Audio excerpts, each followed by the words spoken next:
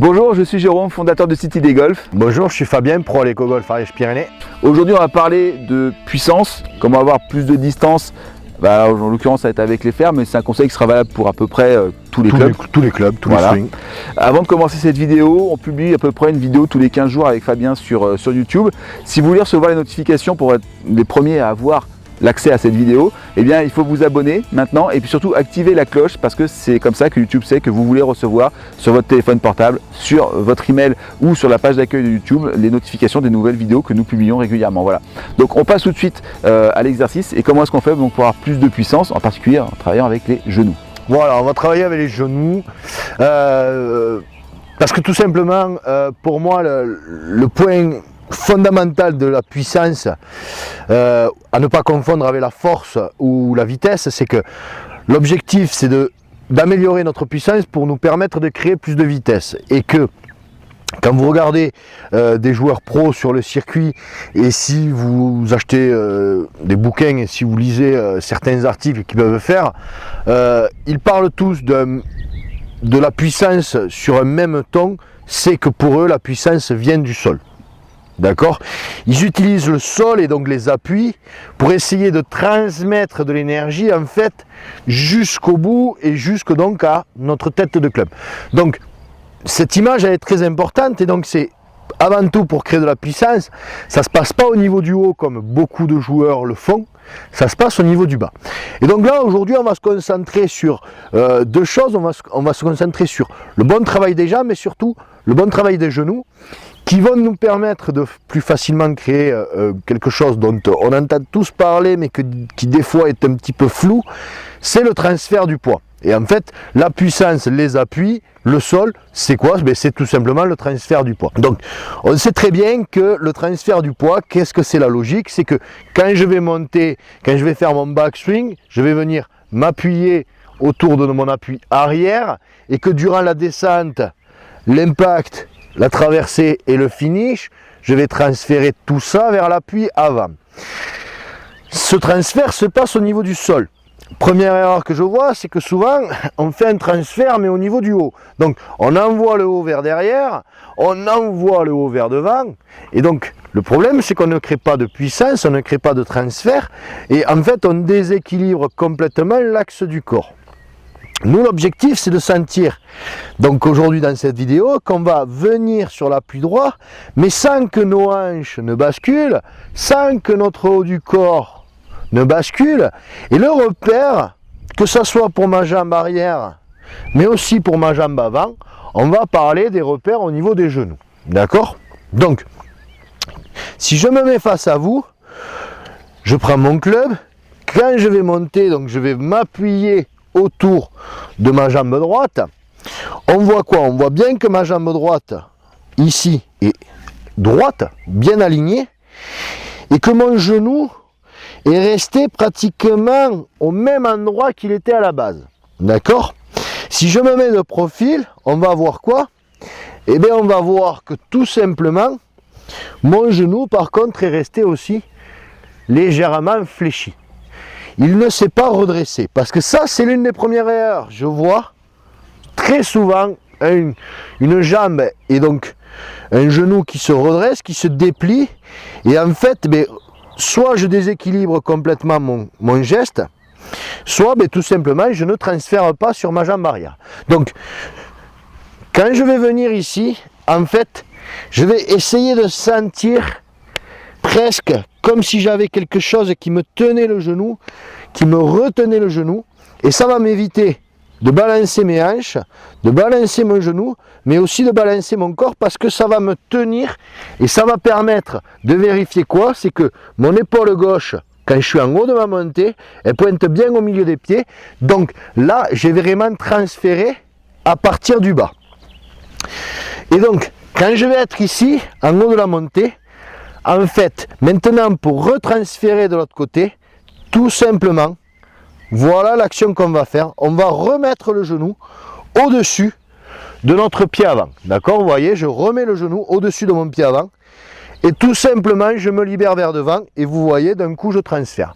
Donc, je tiens au niveau de mon genou droit. Et quand je vais démarrer, vous voyez, c'est cette action là du genou, et là je peux être sur ma jambe avant. Donc si je le fais de profil, on voit bien, tac, mon genou qui tient ici, et là je redresse mon genou gauche, et je descends, et je transfère vers devant.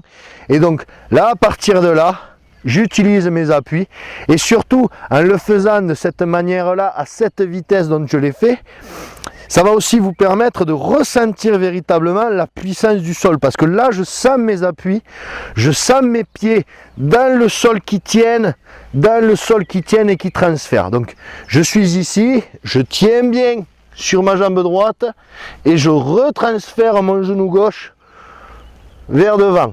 Je le refais face à vous, je tiens bien ma jambe droite et je retransfère mon genou gauche vers devant, d'accord?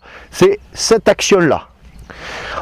Maintenant, on va essayer de le faire calmement, d'accord, dans un premier temps, avec, on va pas dire une vitesse maximale, ni optimale, mais avec un petit peu d'intensité, et ensuite je ferai un deuxième swing avec un petit peu plus d'intensité. Donc, je suis ici, tranquillement, je tiens bien au niveau de mes genoux, et je retransfère, d'accord, tranquillement, et là, poum, avec un geste calme, j'arrive quand même déjà à avoir pas mal de vitesse. Là, je vais essayer d'augmenter un petit peu l'intensité et la vitesse du geste, qui va normalement me permettre d'utiliser encore mieux cette puissance que j'ai générée, et qui va encore mieux libérer ma tête de club, et donc lui créer plus de vitesse.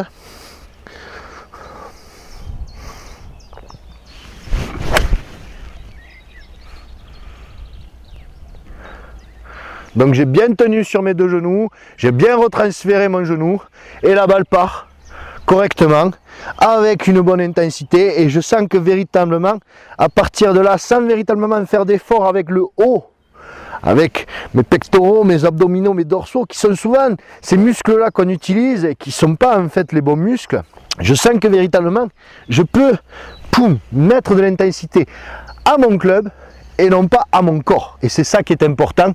Et si vous travaillez bien ces deux petits repères au niveau de vos genoux droit et gauche, genoux avant arrière on va dire, et bien vous verrez que déjà vous sentirez beaucoup mieux le bon transfert, beaucoup mieux la puissance du sol, et donc vous pourrez créer plus facilement de la vitesse.